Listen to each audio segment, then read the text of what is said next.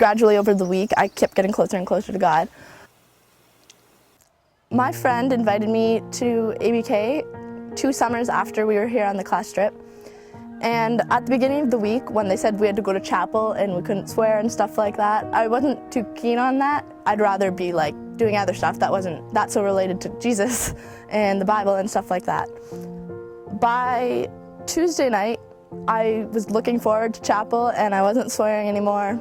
And it was just really like weird because the day before I was just so far away from God, and then the second day, or the day after, I was just really wanting to hear more about Jesus and I wanted to learn about our awesome God. I also really like devotions in our cabin at night. The first few nights, like I said, I wasn't too keen on Jesus, so I was really like just off topic and I wasn't really listening much. But then at the last few nights, I was really like just into it and really participating.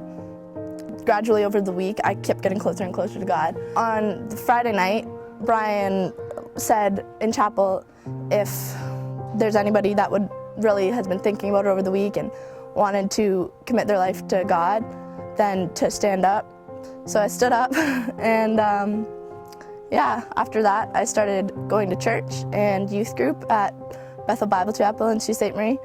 And then this summer I came back to ABK and I volunteered for 2 weeks and camped 1 week. I was a CIT at Kiddies Camp, just watching all the girls, all the 7-year-old girls in my cabin wanting to know about God and participating and asking so many questions, and I was just able to answer them, and it really just surprised me how like equipped I was.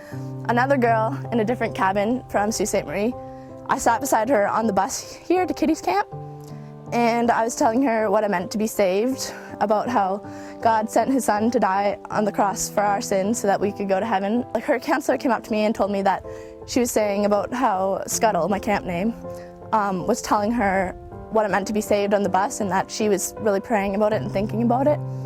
And she got saved that week, so that was pretty cool. At the end of the summer this year, I was a camper at youth camp, and on the Friday we did yo-yo for You're on Your Own, and we spent 4 hours just with ourselves and with God. First I prayed for a while that I could just really hear from God during that time, and for any questions that I had, that I'd really just be able to find the answer to them in the Bible. I read Galatians and Philippians, and then I read a little bit of Matthew as well. As I read stuff, I realized I was wondering about that, and it was really cool how the Bible just spoke to me through, like God spoke to me through his word, and he just really opened my mind to how much I need to trust in him and how faithful of a God he is. And I really just, I wish I could just do yo-yo like all the time, because it was really great. If someone were to ask me what we do at camp, like if they were thinking about coming here, I would tell them, first of all, how much fun it is. We have so many great games, so many great people here. It's just the best time ever. It'll be one of the best weeks of your life. I explain to them what we talk about in chapel, something like for what I've heard when I was here. And I tell them how great the food is, because it's awesome. And I also just tell them how beautiful the property is and how many great friends they'll make, and it'll be like long-lasting friendships, even if they're long distance. And I tell them like specific things, like the water slide, for example, the rope swing, volleyball courts, just lots of things like that. And I also tell them how awesome the cabins are, because they're really cozy in there. I really like the cabins here. My favorite verse is Proverbs chapter 3, verse 5. It says, "Trust in the Lord with all your heart and lean not on your own understanding." Just really opens my mind to tell me how much I need to trust in God. I often catch myself trying to do things my own way and not God's way. But once I do it God's way, it works out great, because God has a plan for all of us, and in the end it'll work out.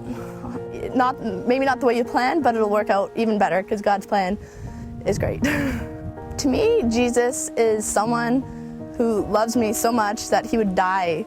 He is someone who's forgiving, and he is just someone that I can always go to if I ever have problems or anything. Philippians chapter 4, verse 6 says, "Don't worry about anything. Instead, pray about everything. Tell God what you need and thank Him for all He has done."